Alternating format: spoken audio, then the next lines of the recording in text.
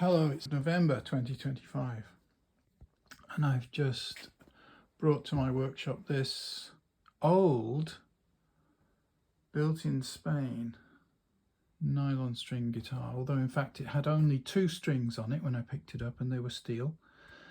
But this is built in Spain. It looks about 100 years old at first glance, but what can we see in here? It's very hard to read.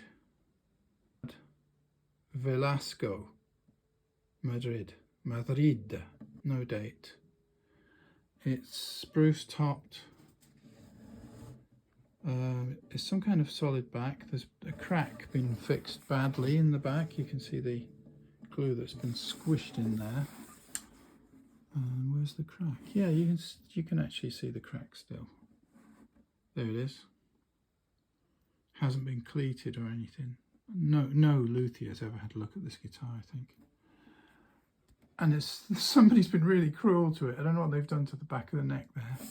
Somebody on the front a child I think, has scratched the word hello on here. There it is, hello. And then quite a deep scratch across there. And the other thing that's wrong with it is that the top and the sides have parted company just slightly here. There are 2 missing frets, and that is fret 1, 2, 3, important frets. Fret number 3 and fret number 12. It's only ever had fret markers at 5, 7 and 12. But those markers are, it looks like genuine mother of pearl.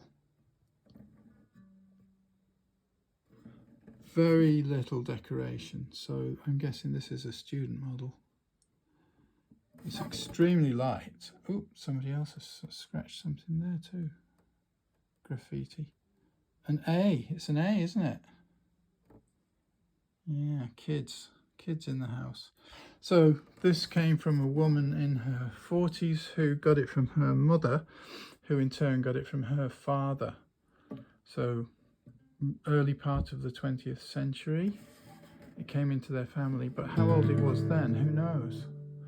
And it's I've just put nylon strings on it, and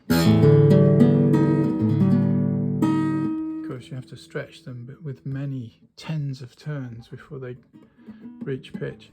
It's got high action, 7mm at the 12th fret.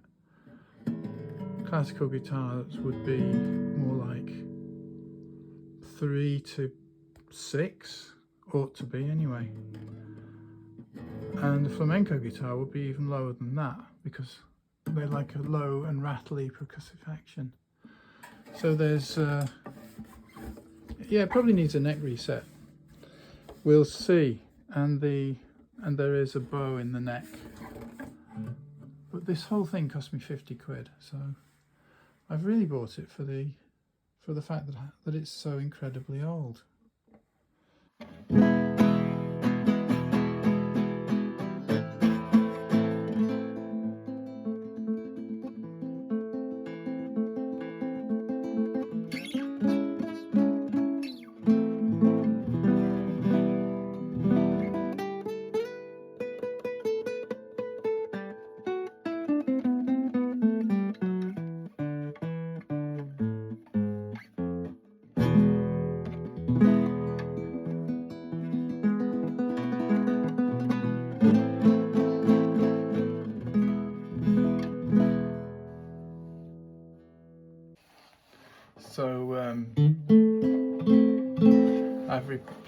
So I've fitted 2 frets where they were missing, the 3rd and the 12th.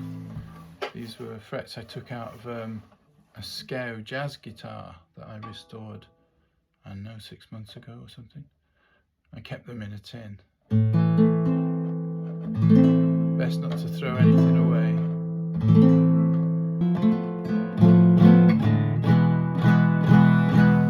Anyway, so I decided to actually record a tune with bass guitar and drums and everything using this guitar as it is now.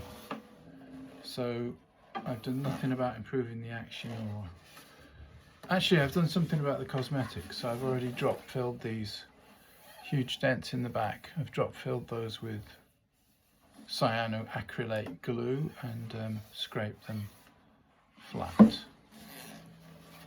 Okay.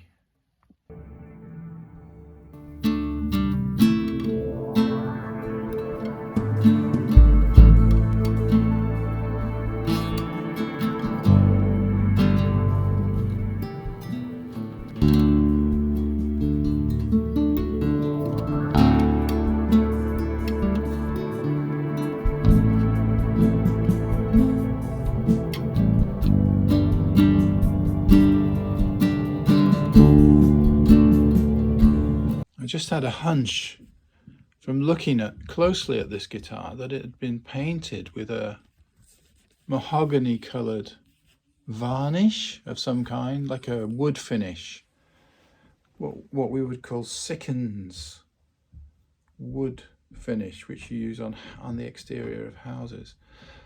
And I wondered what the solvent was, so the first thing I tried was denatured alcohol, and that is indeed a really good solvent for whatever's on it. So I've rubbed a little bit away here and revealed the actual beauty of the wood underneath this crap that somebody's painted on. I'm going to try the top as well.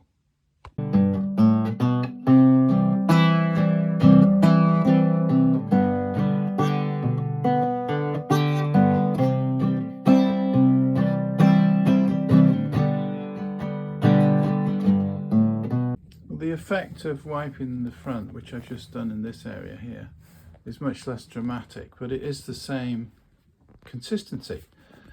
Denatured alcohol is definitely a solvent for it, and it turns sticky after a few seconds. So it could even be a rudimentary French polish, you know, a shellac. It could be a shellac finish with some staining, but it looks like it's been applied with a house painting brush.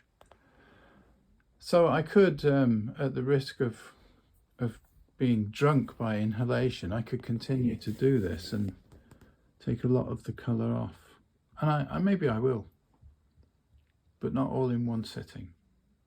Maybe that's enough for part one of this Manuel Velasco Spanish guitar, bought here in Norway for very little money as an interesting project. Thanks for watching.